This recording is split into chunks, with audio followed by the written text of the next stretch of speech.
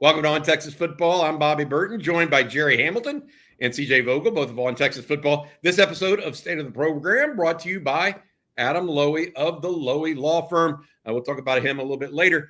Guys, we got a couple of different subjects we want to get to today in this week's State of the Program. One is upcoming SEC Media Days, what that looks like. A lot of quarterbacks being taken to the SEC Media Days, some not being taken. Of course, Texas having Arch Manning, Anthony Hill, and Michael Taft going. We'll talk about that. Also, we'll talk a little recruiting action today. Texas at 17 verbal commitments currently, with the additions of both John Turntine and Cozy Okpala, the lineman and linebacker, respectively, inside state borders last week. We'll also go over some guys that are expected to make decisions this week and where Texas sits currently. But let's rebound there a little bit and go back to what we were talking about earlier, SEC Media Days. Texas bringing Arch Manning, Anthony Hill, and Michael Taft. Those are the three that we said would likely be there for the Longhorns. Those are the three that are there. What do you think, Gerry Hamilton? Well, I mean, Sark had to bring Arch whether he wanted to or not, I would say, this year. And I think that was kind of a requirement of ESPN and SEC. I'm just joking, but he had to. And look, I think it's the quarterbacks in general, which we'll get to, are going to take center stage at SEC Media Days. I don't think there's any doubt about it. But I will go ahead and predict this will be the largest media scrum when Arch Manning takes to the mic. I don't think there's any doubt about it. And I think Michael Taft obviously was a choice there. And Anthony Hill being the junior linebacker is a choice. I mean, could Colin Simmons be the guy or not? He's year two. He'll be there next year after Anthony Hill goes pro. But I think it's going to be fascinating to see the media coverage at SEC Media Days here around Arch Manning. I think it's going to be like nothing we've seen before at SEC Media Days. And I think that's what's going to be the talk coming out of this, is just how much attention it gets. We'll be there. All three of us will be there together beginning on Sunday. The event lasts Monday through Thursday. We'll have coffee and football live from there, as well as other programs, and have people come in and join us. So make sure you check us out next week. CJ, Gerry talked about that media scrum of sorts. I almost want to have a bird's eye view of what that media scrum will look like around Arch Manning.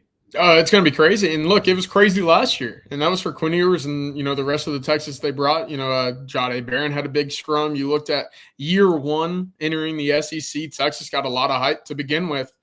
Now with Arch Manning, taking over the team, I mean, being down in Thibodaux, Louisiana for the Manning Passing Academy, there was more media members there than I had ever seen before. Yeah. And they were all circled around Arch. Of course, the last name helps in that sense with it being his camp. But now joining the conference that's basically synonymous with the Manning legacy as well, hey, it's going to be as crowded as any scrum you'll see for a college kid in this setting. This is what ESPN's been, Bobby, this is what ESPN's been waiting on. A sit down with Nick Saban and Arch Manning on the set of ESPN. Arch Manning with Greg McElroy one-on-one. This is what ESPN's been waiting for. They are going to blow this thing up. Gerry, I want to challenge something you said a little bit, and I agree with you about Nick Saban. I mean, if Sark allows him to go be on that show with Nick Saban, it's not Sark himself.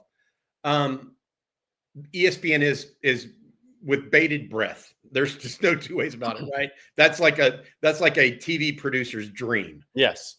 All right. So my question that I want to challenge you on a little bit is that you said that Texas felt obliged to take Arch Manning. Like I actually think that Sark could have not taken Arch Manning if he didn't think Arch Manning was ready. Oh, yeah. I think that Sark is just reading the tea leaves and between the lines. I feel like Sark's got some confidence in how Arch Manning conducts himself. Oh, yeah. Because how well he's done it so far. I don't think this is a token, yeah, you come along too. I think this is a sign of, yes, you are a leader of our team. Oh, there's no doubt about that. There's no doubt about that. I'm just in a belief that, look, I think people would love to keep everything amped down until the season actually begins, right?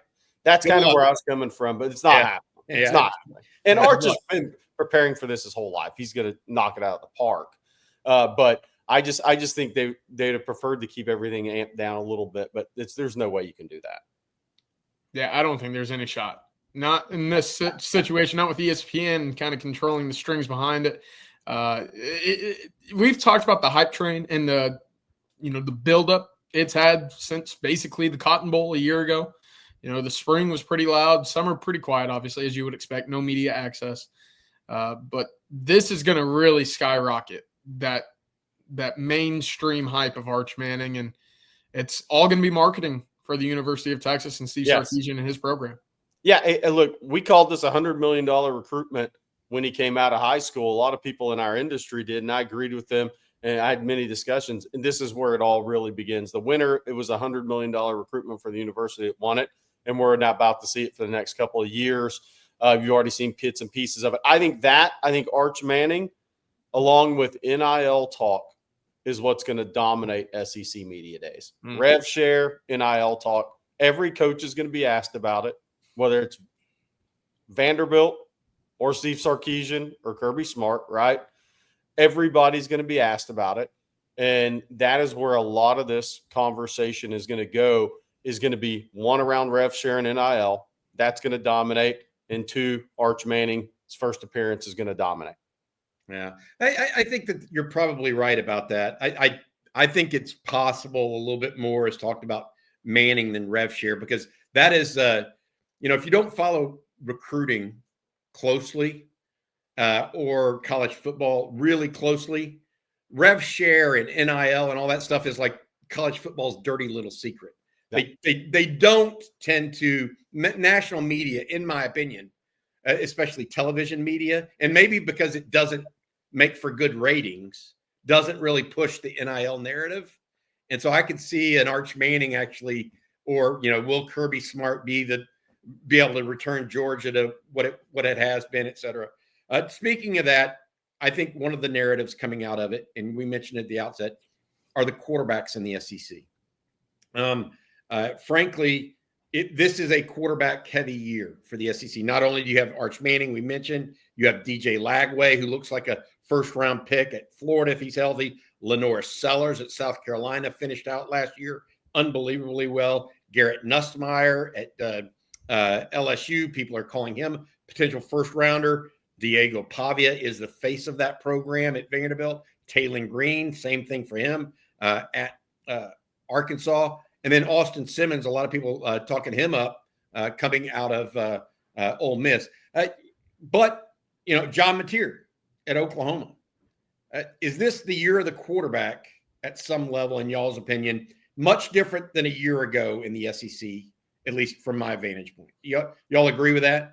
Yeah, absolutely. I was a little skeptical going into the Manning Passing Academy, getting to see a lot of these guys for the first time. Yep. There's no question. I think that this is a very deep year, not just in the SEC, but in the entire country. Look, you start looking at some of these big names in the conference, not only Arch Manning, who's going to lead the way in a lot of conversations, but Nussmeier returns in what is a very star-studded LSU offense. Once again, Lenore Sellers might be the most dynamic player in all of college football. And then you got guys that really encompass what their programs are, right? Taylon Green at Arkansas. You look at Diego Pavia and the way that he's been able to elevate Vanderbilt. And I think John Mateer's in for a good year. Should that offensive line hold up? Should he have a wide receiver stay healthy enough for 3 games? I do think he's going to put up some pretty impressive numbers. And I didn't even mention the Gatorade Player of the Year who shined in 7 starts last year, DJ Lagway, right? So there's all sorts of quarterbacks that I think is going to be the ultimate storyline as the season continues, because one of the names that I think a lot of folks down that I talked to in Thibodeau are excited about, I didn't even mention, is Austin Simmons over at Ole Miss, who will be representing the Rebels at SEC Media Days as well. It's going to be a loaded year for quarterbacks in the SEC, and it's going to be a much different passing attack that Texas faces defensively this year than what we saw a year ago. A lot of people don't know this, but Simmons, to your point, CJ, an athletic lefty. Yes. Correct. So people may get familiar with him a little bit this year in the SEC. Let's stay to the closest rivals of the University of Texas and who they're bringing. We mentioned for Texas, it's Manning, Taft, and Anthony Hill. For Oklahoma, John Mateer, Robert Spears-Jennings, and R. Mason Thomas, the pass rusher. Any surprises there for either of you guys that they're not bringing, or is it a surprise that they are bringing Mateer? I mean, what do y'all think? I don't think it's a surprise for Mateer.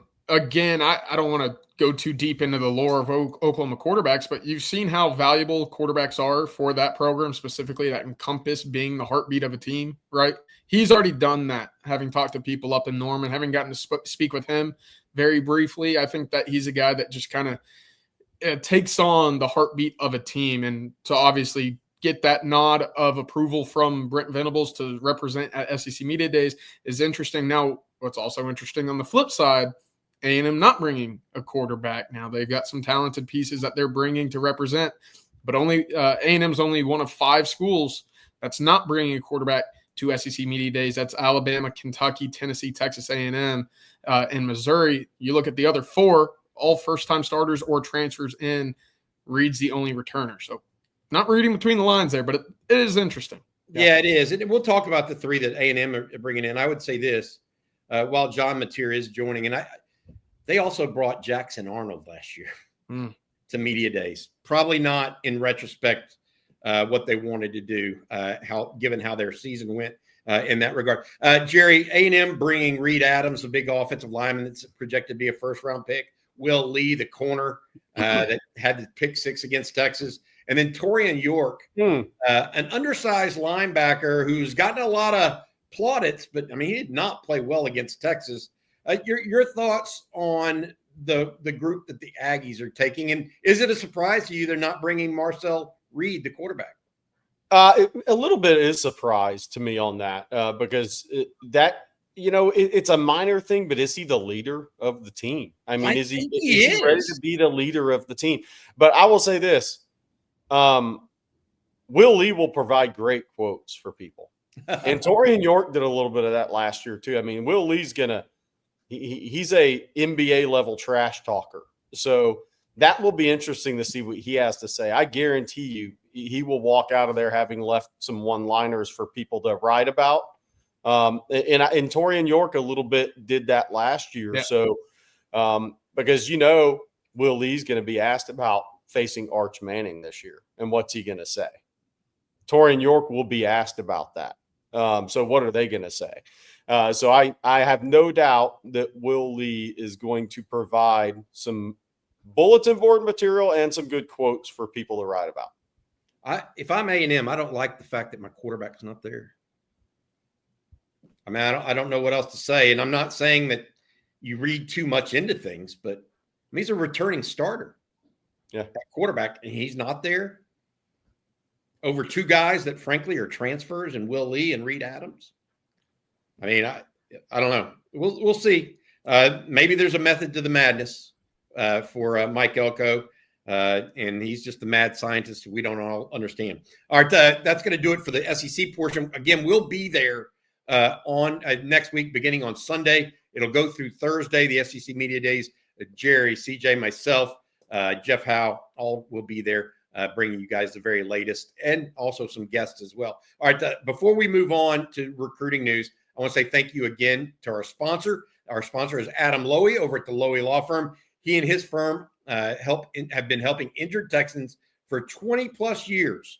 If you've been injured in a car wreck, truck wreck, automobile accident of any kind, from ATV to 18-wheeler, and think you might be due compensation, make sure you reach out to Adam at Lowy Law Firm. They'll give you a free, no strings attached consultation to see if you might be due compensation. Again, that's Adam Lowy over at the Lowy Law Firm. All right, recruiting, Gerry, going straight to you here. Texas at 17 did not get good news yesterday out of Jalen Lott, the wide receiver out of Frisco Panther Creek, or Braden Rouse, linebacker out of Marietta, Georgia. Kel, what are you thinking right now for the Longhorns? 17 commitments. They still need to get to 19 to 20 before the end of July for you, in your opinion. Is that kind of the number? Well, by the time the ball's kicked against Ohio State, yeah. I mean, I think that would be a good number because and I've said this because and I'm just looking at it. What's it going to take for Texas to get around that top 5 level class again for a 5th straight year? Is not to have too much work to be done during the season for me. So we'll see what happens coming up here on the 10th. I mean, is Texas going to win out for Jamarian Carlton or not? I think that's up in the air, right? I really believe that, but I don't have a great feel for that one either. But I do think that's up in the air. And I've said before, if he happened to commit the Tech, it was done weeks ago, and it was kind of the same playbook that ran with Ojo. If it's not, will it be Baylor or Texas? I mean, Texas felt good coming out of the official visit June 6th, but that long time has passed since then. Samari Matthews, the corner out of Huff High in the Charlotte area, announces on the 11th. We still hear more Texas chatter than South Carolina there. Then will Texas, it would be an upset right now for me, but would they get one of the tight ends on the 12th? Caden Prothrow, a lot of people have had picked for Georgia for a long time. Texas hasn't given up there. Florida hasn't given up. And then Hezzy Kent, who we've said all along really likes Texas, but there's some higher NIL offers out there for him. We'll see if Texas can reel in one of those tight ends. But I believe they need to get to 19 to 20 so they don't have too much work to be done during the season to hit around 27, 28 potential guys in the class when you consider this class has 3 specialists. CJ, I've got to ask you about this. Jalen Lott, as well as Caden Finley, both receivers, both legacies to the University of Texas, chose elsewhere. As a UT grad yourself, like me, what do you make of that? Given that you're in the business, I mean, you see and talk to these kids and see what's going on. Is that a punch in the gut to Texas fans, or is that just the nature of what college football is nowadays with NIL, in your opinion? Yeah, it's certainly unfortunate. There's no way to spin it if you're a Texas fan wanting to see Texas legacies put on the burnt orange once again. But, I've kind of come around to even winning doesn't matter as much on the field for a lot of these recruitments. If the dollar amount is that different, hey, what's another loss if I'm getting significantly more money in NIL, right? And that's where I feel like a lot of these losses are stemming from. And it feels like a foreign concept for Texas, right? A school over the last few years that's certainly benefited from NIL and felt like they've done it the right way. But this is an interesting cycle because, look, Texas has, and we've heard and said the phrase plenty, Texas doesn't have the highest offer for a lot of the guys that they're missing out on. And again, that feels frustrating, but that's where a lot of these decisions are stemming from. And who could blame some of these kids for the life-changing money that is set to arrive in their bank account upon signing or arriving on a given campus? But for me, it's going to be interesting because what does the next 4 or 5 months entail with the clearinghouse speeding up its process, with NIL revenues continuing to kind of file in? What happens over the next few months as Texas works to flip a few top targets as well as finding new targets on the board? But I think the one thing that remains a constant here is the retention of the roster for next year has to be the utmost important because you're looking at a number of guys who are freshman All-American or will be making that leap into the All-American All-Conference conversation that you have on campus already, in which those funds that you would have otherwise seen go to the NFL would have been spent on a recruiting cycle. So that's where I'm sitting and thinking retention for 26 has to be the biggest point of emphasis moving forward. I would say this, and this is not it happens to everybody, but we talked about what are some of the things that are going to happen through in name, image, and likeness. The one thing we never really talked about 3 years ago was a lot of legacies going other places.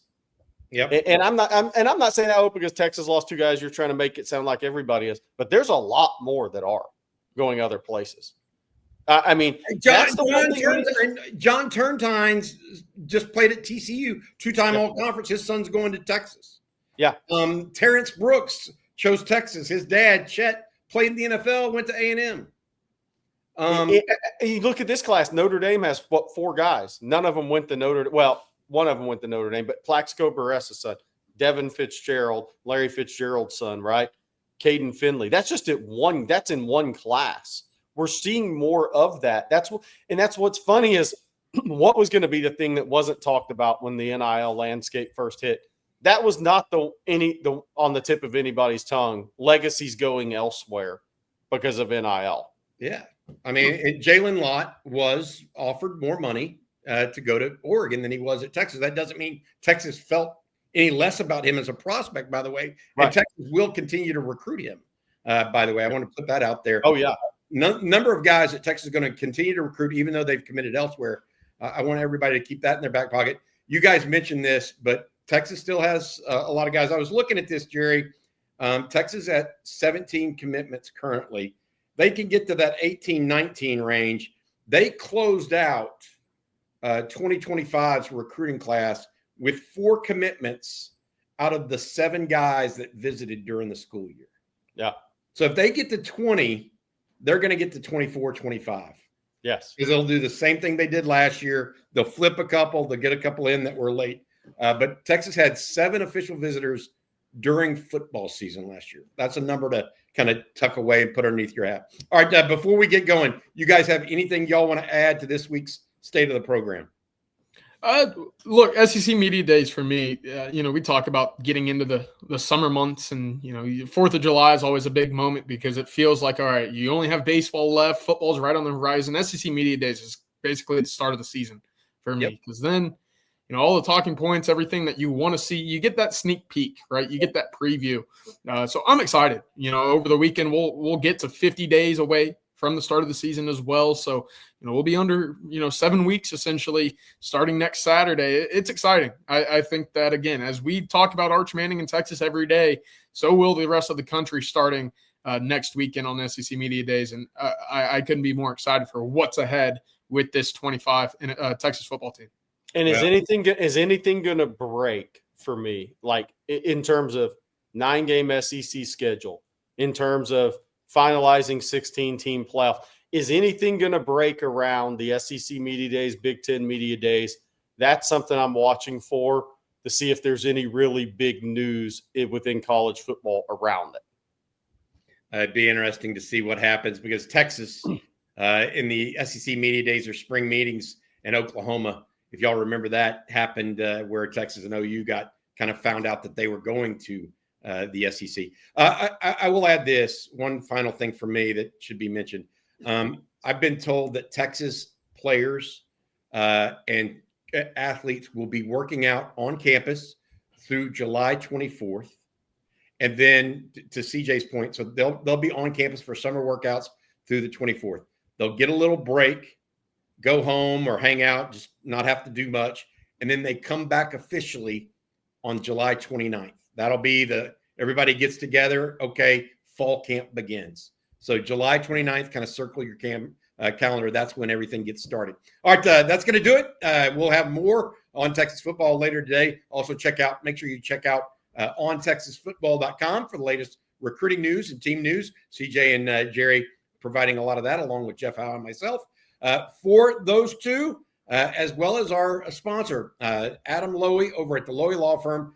Thank you all for watching on Texas Football's State of the Program. Hook up.